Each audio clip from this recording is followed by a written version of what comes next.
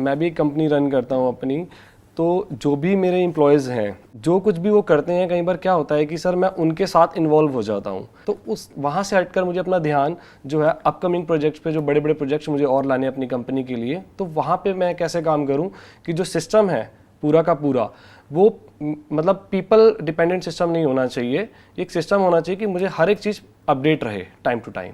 आपका क्या बिजनेस है? किस सर मेरा जो पूरा बिजनेस है वो ई-कॉमर्स सर्विस प्रोवाइडर का बिजनेस है। तो वहाँ पर जितने भी ई-कॉमर्स कंपनीज़ हैं, अमेज़ॉन, फ्लिपकार्ट, स्नैपडील, वहाँ पे जितने भी प्रोडक्ट्स फोटोशूट्स होते हैं, जितने भी मॉडल्स अपैरल्स आप देखते हो, वो सबका फोटोशूट हमारे यहाँ पे होता है।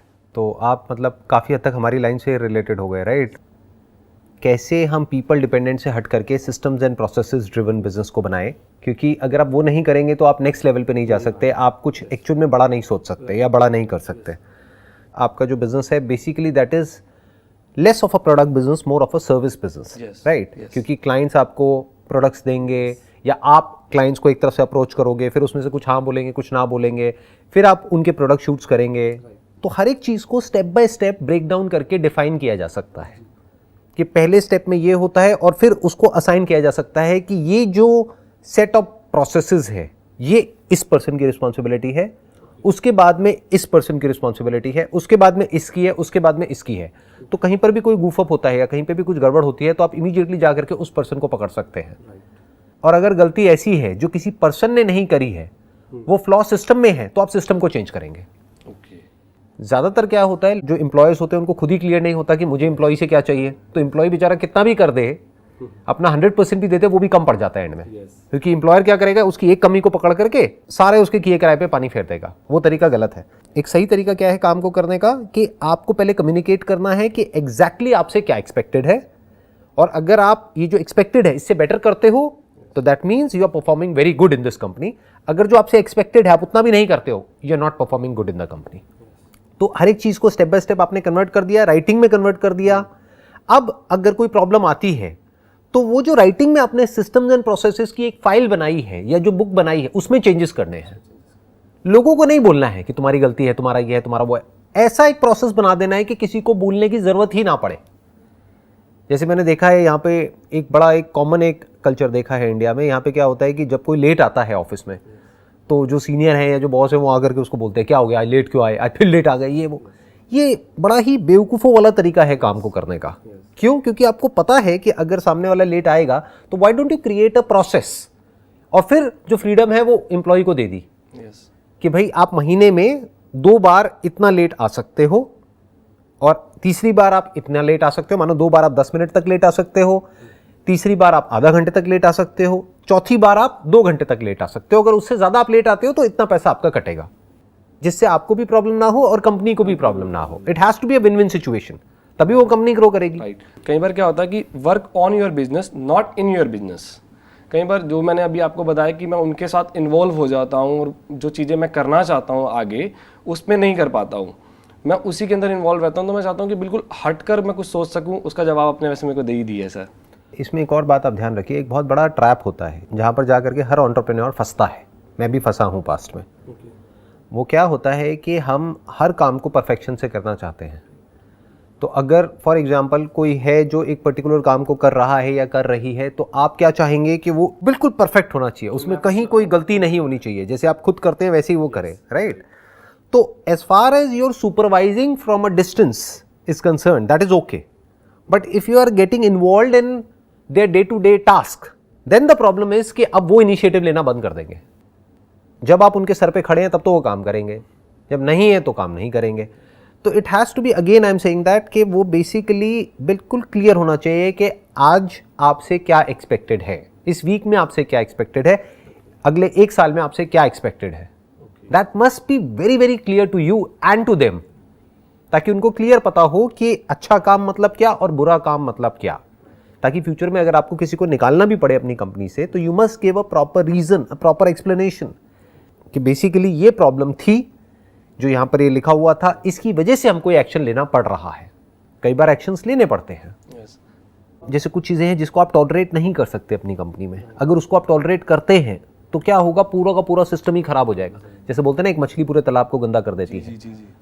फॉर एग्जाम्पल कोई है आपकी कंपनी में जो फीमेल से ढंग से बिहेव नहीं कर रहा है, तो वहाँ पे कोई कॉम्प्रोमाइज़ नहीं होना चाहिए। Immediately you have to set an example for everybody else so that women feel safe and secure in your company. या कोई फॉर एग्जाम्पल चोरी करता है आपकी कंपनी में, या कोई किसी तरीके से चीज़ों को बहुत ज़्यादा मैनिपुलेट करता है, चाहे फाइनेंशियली या अदरवाइज, तो you have to take action.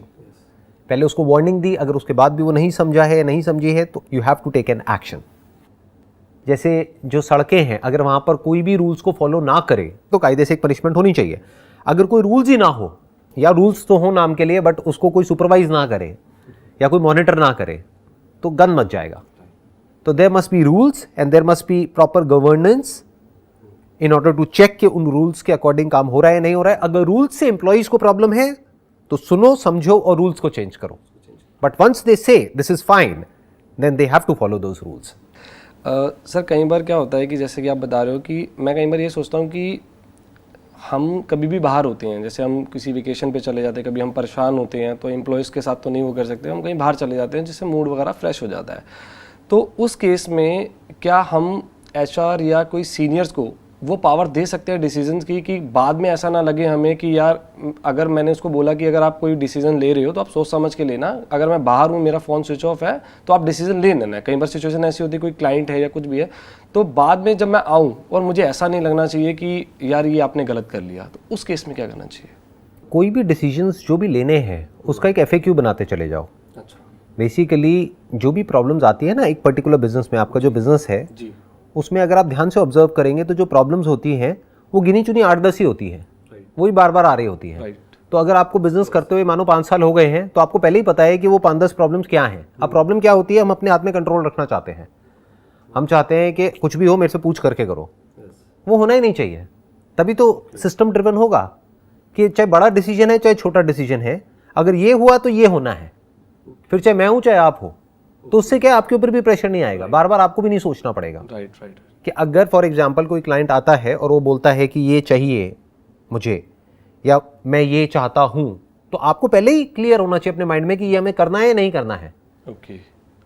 ये हमारी विजन में फिट होता है नहीं होता है. अगर नहीं होता है तो आपने इमीडिएटली उसको मना कर दिया. उनको आपसे पूछने की जरूरत नहीं है, चाहे कितना भी लॉस हो जाए बिजनेस में. Okay. That you need to define it. वो तो खुद ही डिफाइन करना पड़ेगा, नहीं तो अगर वो बार बार आपसे पूछने लगे तो आप भी पागल हो जाओगे. हम भी पागल हो जाएंगे. और प्लस जो एम्प्लॉइज हैं वो कंफ्यूज हो जाएंगे. वो कहेंगे कभी ये बोलते हैं, कभी वो बोलते हैं, चक्कर क्या है, अब हम क्या करें. तो वो क्या करेंगे, वो अपना दिमाग लगाना बंद कर देंगे. दूसरा, उनका आपके ऊपर ट्रस्ट कम हो जाएगा क्योंकि वो कहेंगे कि यार ये अपनी बात के पक्के नहीं है, ये बार बार बात को चेंज करते हैं. कभी तो कहते हैं ये नहीं करना है, फिर खुद ही हाँ बोल देते हैं. जब बड़ा ऑर्डर आ जाता है, यानी लालच ज़्यादा है तो हाँ, और अगर लालच कम है तो ना. ये क्या बात हुई, right. That has to be very clear whether it is aligned with the values of your company और it is not. If it is not, it has to be a no. For example हमारी company में जैसे आप basically क्या करते हो, आप customise shoots करते हो. हमारी कंपनी में हम कस्टमाइज नहीं करते हैं. तो अगर कोई क्लाइंट हमारे पास में आएगा और वो कहेगा कि भाई हमारा बजट है 20 लाख रुपए का, 50 लाख रुपए का, 1 करोड़ रुपए का, लेकिन आप ये कस्टमाइज शूट कर दो, तो अब चाहे वो मेरे से पूछे, चाहे हमारी कंपनी के किसी और एम्प्लॉय से पूछे, चाहे वो जूनियर है चाहे सीनियर है, ना है तो ना है. ये क्लियर है, तो कोई कंफ्यूजन ही नहीं है. उनको मेरे से पूछने की जरूरत ही नहीं है, ये राइटिंग में उनके पास में है. सर मैं ये पूछना चाहता हूँ कि अगर अब जैसे कि मैं अपना दूसरा एक बिजनेस स्टार्ट करना चाहता हूँ, जैसे कि मैं अपनी एक नई फर्म स्टार्ट करना चाहता हूँ, या वो इसी काम से रिलेटेड हो, या वो कोई रेस्टोरेंट हो या कोई अदर स्टूडियो हो, तो मैं अपने टाइम को मैनेज कैसे करूँ उस केस में? टाइम को मैनेज करने का जो तरीका होता है ना, वो ये है कि आपको और लोग चाहिए जो आपसे बेटर हो उस काम को करने में. एक्चुअल में एंटरप्रेन्योरशिप का मतलब ही यही है. You need to create a team which is much better than you. You need to empower people in such a way कि वो बेसिकली एक छोटे से एस्पेक्ट में स्पेशलाइज्ड हो जाए और वो आपसे लाख गुना बेटर हो जाए. और उन सबको मिला करके जो बनेगा ना, वो आप सपने में भी ना सोच सके करने का. तब आप कह सकते हो कि अब आप एक अच्छा बिजनेस कर रहे हो. Real entrepreneurship means to find people who are passionate about doing something और फिर उनको हैंड ओवर कर देना, और सिर्फ दूर से एक नजर रखना, यानी कि एक रिपोर्टिंग सिस्टम रखना कि हमें पता हो कि जो हमारी विजन है वो उनके एक्शन से अलाइंड है या नहीं है, और पूरी तरह से कंट्रोल उनके हाथ में दे देना.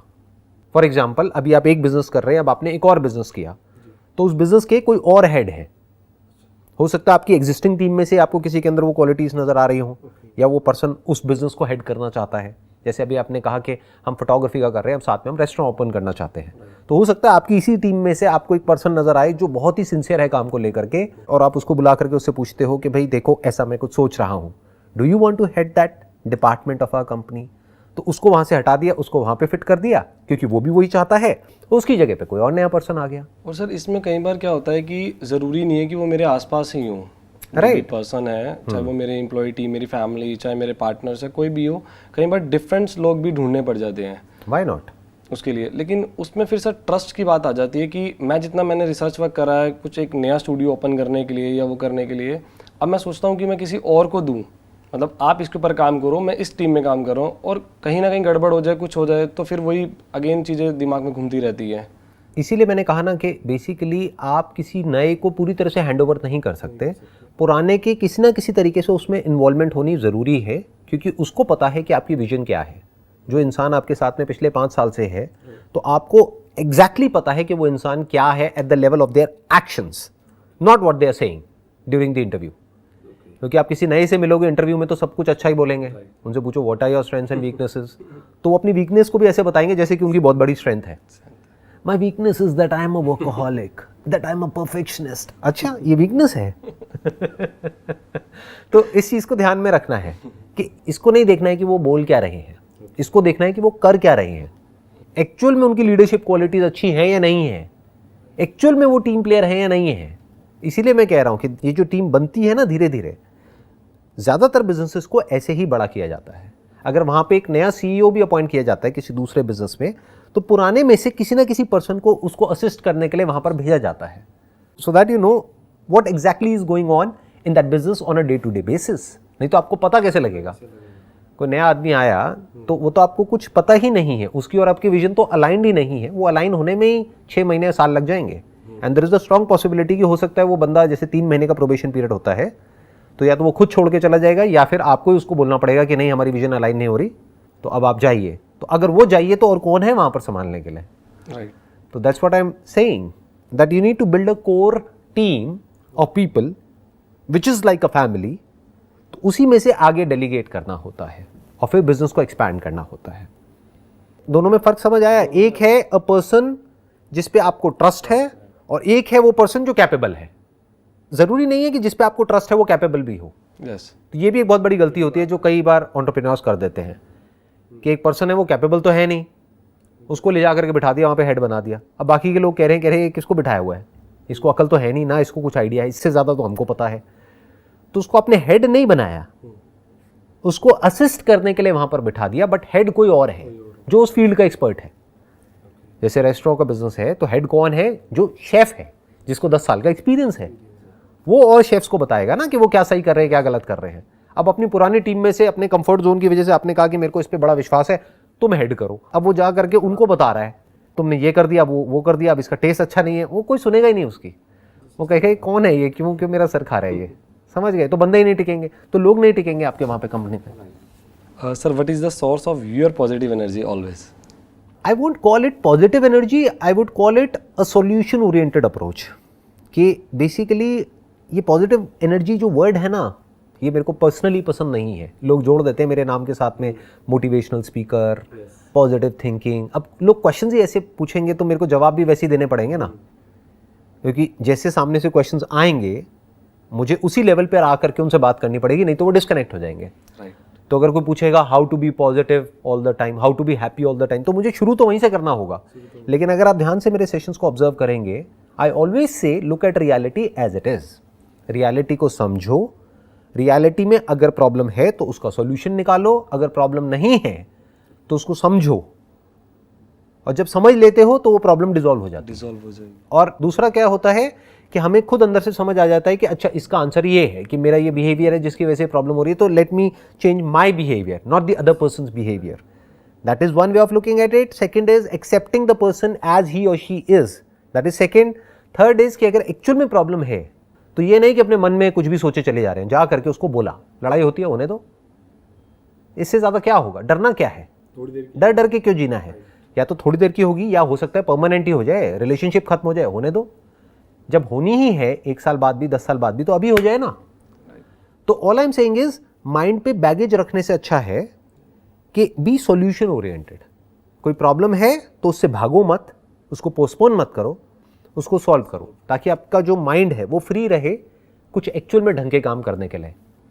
Sir, how to use the brain properly. Brain को अपने गोल से रिलेटेड, मतलब मेरे दिमाग में हमेशा मेरे गोल से रिलेटेड चीज़ रहनी चाहिए। जबकि मैंने आपके सेशन में भी देखा और मैंने जो आपके सेशन में बुक्स जो थी मैंने उनको भी पढ़ा है कि आपके जो भी गोल्स हैं वो आपके सामने ज़रूर होने चाहिए, जो कि मेरे ऑफिस में भी मेरे सामने हैं। लेकिन मैं चाहता हूँ कि वो हमेशा मेरे माइंड में रहनी चाहिए, वो चीज़ मेरे माइंड में घूमते रहना चाहिए कि मुझे अब ये करना है या ऐसे ही करना है या वो करना है एंड ऑल। देखो, इसको ध्यान से समझना। बेसिकली ये एक बहुत ही कॉम्प्लिकेटेड टॉपिक है। मैं इसको थोड़ा सा सिंप्लीफाई करने की कोशिश करूँगा ताकि ये आपको क्लियर हो पाए। आइडियली आपका दिमाग गोल पर फोकस नहीं होना चाहिए, काम पर होना चाहिए। दोनों में बड़ा फ़र्क है। गोल है जो आपको 1 साल बाद या 2 साल बाद या 4 साल बाद अचीव करना है। काम क्या है? जो एक्चुअल में आज करना पड़ेगा, अभी करना पड़ेगा, डेली करना पड़ेगा अगले 1 साल तक उसको अचीव करने के लिए। तो ध्यान कहाँ होना चाहिए? प्रेजेंट, अभी इस मोमेंट पे होना चाहिए। गोल बैक ऑफ द माइंड होना चाहिए, सबकॉन्शियस में होना चाहिए, या ये कह लो लिख करके हमने कहीं लगा दिया है, बट हमारा पूरा जो फोकस है आज पे होना है। वो अभी पर होना चाहिए, इस मोमेंट पर होना चाहिए। वो जो अभी हम जो काम कर रहे हैं उस पर होना चाहिए कि उसको हम बेटर कैसे कर सकते हैं। और सर, लोग कहते हैं कि एंजॉय एवरी मोमेंट, हर एक मोमेंट को एंजॉय करो। कैसे? हमेशा हर हाल में चीज़ों को एंजॉय करना इतना इम्पोर्टेंट नहीं है जितना कि एक प्रॉब्लम की जड़ तक जाना इम्पॉर्टेंट है और उसको जड़ से सॉल्व करना इम्पॉर्टेंट है, और वो कई बार पेनफुल भी होता है। तो एंजॉयमेंट कहाँ आया? जैसे फॉर एग्जांपल, आपके किसी दांत में एक्चुअल में बहुत बड़ी प्रॉब्लम है, आपने जाकर के एक डेंटिस्ट से डिस्कस किया, उन्होंने कहा कि भाई दांत को निकालना पड़ेगा और कोई ऑप्शन है ही नहीं। तो जब निकालोगे तो दर्द होगा ना, इंजेक्शन भी लगेगा और वो भी होगा, और कुछ दिन तक प्रॉब्लम भी रहेगी, इन्फेक्शन ना हो उसके लिए एंटीबायोटिक्स भी खानी पड़ेगी। तो उसमें एंजॉय क्या है? पेन ही पेन है, दर्द ही दर्द है। अगर आप एक्सरसाइज नहीं करते हो, जिम ज्वाइन करोगे, तो वहां पे एंजॉयमेंट कहाँ है? क्योंकि जिम एक्चुअल में तो बोरिंग ही है ना, बोरिंग ही है। उसमें एंजॉयमेंट क्या है? Exceptions are always there. कुछ लोग हैं जिनको मजा आता है जिम करने में, बट ऐसे बहुत कम है। उसमें मजा नहीं आता है। उसमें बेसिकली क्या होता है? दर्द होता है, और कई बार बहुत बोरिंग भी होता है। That boredom is also pain, क्योंकि एक ही सेट को हम बार बार रिपीट कर रहे हैं और रिजल्ट आने में अभी 1 साल बाकी है। तो उसमें मज़ा कहाँ है? वो तो पेन है।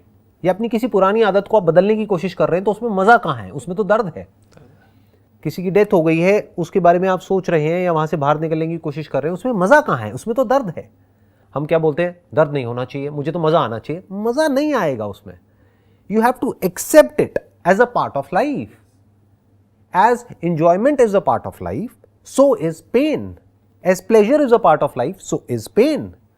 But if that pain in the short term is giving you something big in the long term, so you must choose that pain instead of enjoyment. कुछ भी बदलना पेनफुल होता है, कुछ भी क्रिएट करना पेनफुल होता है, उसमें मज़ा थोड़ी आता है। बिजनेस शुरू करने में मज़ा थोड़ी आता है, पेनफुल होता है। अपना सब कुछ लगा देते हैं, उसके बाद में कुछ भी नहीं होता है, तो उसमें मज़ा थोड़ी ना आएगा। फेलियर में मज़ा किसको आता है? स्कूल में अगर कोई फेल हो जाएगा उसको मज़ा आएगा क्या? या टॉप करेगा तब मज़ा आएगा? बट सब तो टॉप नहीं कर सकते।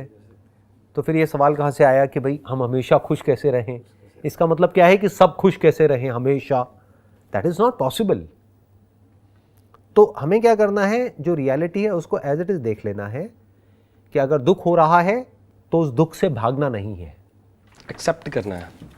आप उसको एक्सेप्ट भी बोल सकते हैं, उसको ये भी बोल सकते हैं, रियलिटी को एज इट इज देखना है। फॉर एग्जांपल, आप एक नदी के इस तरफ खड़े हुए हैं और आप उस नदी में से निकल रहे हैं और कोई रास्ता नहीं है दूसरी तरफ जाने का, तो आपको पता है कि वहाँ पर जो पत्थर है उसकी वजह से पैरों में चोट लगेगी, दर्द होगा, हो सकता है कट भी जाएगा, हो सकता है खून भी आएगा। बट अब आपको अपने आप से पूछना है कि उधर जाना कितना इंपॉर्टेंट है आपके लिए। हो सकता है अभी जहाँ पर आप खड़े हो वहाँ पर रोज़ रोज़ का टॉर्चर है, तो अब आप क्या कहोगे कि इसको पार करने में 1 घंटा लगेगा, 1 घंटे का टॉर्चर है ना, नो प्रॉब्लम, देखा जाएगा। तो उसमें मज़ा नहीं आएगा, पेन होगा। But you have to go through that pain in order to achieve something meaningful in life many a times. Sir, मैंने आपका एक सेमिनार देखा था जिसमें आपने एक बुक्स का नाम लिया था, थिंक एंड ग्रो रिच। उसमें सर मैंने भी सुना, मैंने भी पढ़ा, लेकिन उसमें वो कहते हैं कि आप जो भी स्टार्ट करना चाहते हो या जो भी आपका गोल है उससे रिलेटेड आपको पता होना चाहिए कि आप कितने टाइम में उसे अचीव करने वाले हो। एक अमाउंट होना चाहिए कि आपको एक फिक्स करना चाहिए कि आप जब वहाँ पहुँच जाओ तो आप पर डे या जो भी आपका पर मंथ है आप इतना अर्न करो। तो मैं ये चीज़ आपसे पूछना चाहता हूँ कि जब आपने स्टार्ट करा था तो आपने ऐसा कुछ करा था? बिल्कुल भी नहीं। मैंने इनफैक्ट अर्निंग के बारे में कभी भी बहुत ज़्यादा नहीं सोचा। हाँ, प्लान किया कि बिजनेस लॉस मेकिंग नहीं होना चाहिए, बट ऐसे मैंने कभी भी कोई गोल सेट नहीं करे कि मुझे इतना अर्न करना है, उतना करना है। क्योंकि इसमें प्रॉब्लम पता है क्या है, फंस जाएंगे। आप कितना भी सोच लो, अगर एक्चुअल में आपका ध्यान काम पर होगा ना और आप कुछ एक्स्ट्रा ऑर्डिनरी करोगे तो जो आप कमाओगे वो उससे बहुत ज़्यादा होगा जितना आप सोच रहे हो।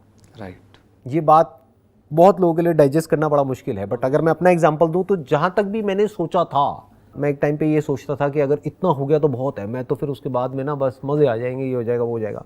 तो जितना भी सोचता था उससे आज बहुत आगे हूँ।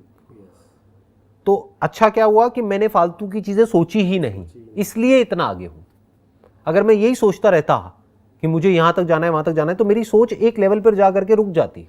अभी मेरे माइंड में ना कुछ नंबर्स आ रहे हैं कि अगर मैं यहाँ तक सोचता था तो मैं मैक्सिमम यहाँ तक जा करके रुक जाता, लेकिन ये सारे बैरियर्स तोड़ करके आज मैं कहीं और ही हूँ। क्यों? क्योंकि मैंने कभी इसके बारे में सोचा ही नहीं कि क्या होगा, कितना होगा।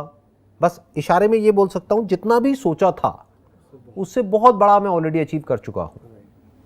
सर, आपके पास हर एक प्रॉब्लम का सोल्यूशन है। अब जैसे कि मैं आया हूँ और भी लोग Q&A में आते हैं, आपके पास सबके जवाब हैं, तो वो कैसे सर? उसके पीछे एक रीज़न है ना कि जो भी आप मेरे से अभी क्वेश्चंस पूछ रहे हो वो सारे एंटरप्रेन्योरशिप से रिलेटेड है। अगर आप मेरे से कोई ऐसे क्वेश्चंस पूछते जो मेरी लाइन से रिलेटेड नहीं है तो मैं बोल देता मेरे पास में जवाब नहीं है। अगर आप आकर के मेरे से अभी पूछते कि भाई ये एंट्रेंस है उसको मुझे क्रैक करना है, मैं कैसे करूँ, तो मैं कहूँगा मुझे नहीं पता। जा करके अपने प्रोफेसर से पूछो, अपने टीचर से पूछो, या ऐसे किसी इंसान से पूछो जिसने वो क्रैक कर लिया है। आप मेरे से अभी एंटरप्रेन्योरशिप के बारे में पूछ रहे हो, मुझे पता है। माइंड के बारे में पूछोगे, पता है। क्यों? क्योंकि माइंड तो है ना मेरे पास में, एंटरप्रेन्योरशिप मैंने करी है तो मुझे एक्सपीरियंस है प्रैक्टिकल। रिलेशनशिप के बारे में पूछोगे, मुझे पता है, I been in a relationship. तो अगर आप किसी ऐसी चीज़ के बारे में पूछोगे जिससे रिलेटेड मेरे पास में फर्स्ट हैंड एक्सपीरियंस है, तब तो मैं बोलूँगा आपको कि मेरे पास में उसका आंसर है। बट अगर आप मेरे से कोई ऐसा क्वेश्चन पूछोगे जिसकी मेरे पास में हो सकता है थ्योरेटिकल नॉलेज तो है बट कंप्लीट नॉलेज नहीं है, तो मैं इमीडिएटली वहाँ पे बोल दूंगा आपको कि मेरे पास में इसका आंसर नहीं है। सर, मैं आपकी डेली रात को अफर्मेशंस, जो सुबह मॉर्निंग की अफर्मेशंस होती हैं, वो सुनता हूँ। जबकि वो आपने कहा था, मैंने आपके सेमिनार में सुना था, वो आपने अपने लिए रिकॉर्ड करी थी। लेकिन वो भी मैं सुबह की भी मॉर्निंग में सुनता हूँ और शाम की भी मॉर्निंग में सुनता हूँ। ये लास्ट है, शाम की मॉर्निंग में सुनते हो? सॉरी। जो सुबह की है वो मैं मॉर्निंग में सुनता हूँ और जो रात की आपकी 7 मिनट कुछ सेकंड्स की है वो मैं रात को सोने से पहले मेडिटेशन के बाद वो सुनता हूँ। तो उसमें कुछ एक लाइनें हैं, बस लास्ट इसको फिनिश करता हूँ। प्लीज़। आज का ये दिन मेरी आने वाली ज़िंदगी का पहला दिन है और मुझे पूरा यकीन है कि ये दिन मेरी ज़िंदगी के सबसे अच्छे दिनों में से एक होने वाला है। आज मैं बहुत खुश हूँ क्योंकि मुझे पूरा विश्वास है कि आज मैं कुछ ना कुछ ज़रूर ऐसा देखूंगा, ऐसा सुनूंगा, ऐसा महसूस करूंगा जो आज से पहले मैंने कभी नहीं किया होगा। और मेरा भी मानना यह है कि जो कुछ भी होता है वो सब अच्छे के लिए होता है। और सर, मेरी जितनी भी थिंकिंग है, मेरी जितनी भी मेंटालिटी है, जितना भी मैं इंस्पायर हुआ हूँ just because of you and my mom dad, और इन फ्यूचर में भी मैं जो कुछ भी अचीव करूंगा सर वो just because of you sir. Thank you so much sir, thank you so much. It was my pleasure sir, it was my pleasure. Thank you so much sir.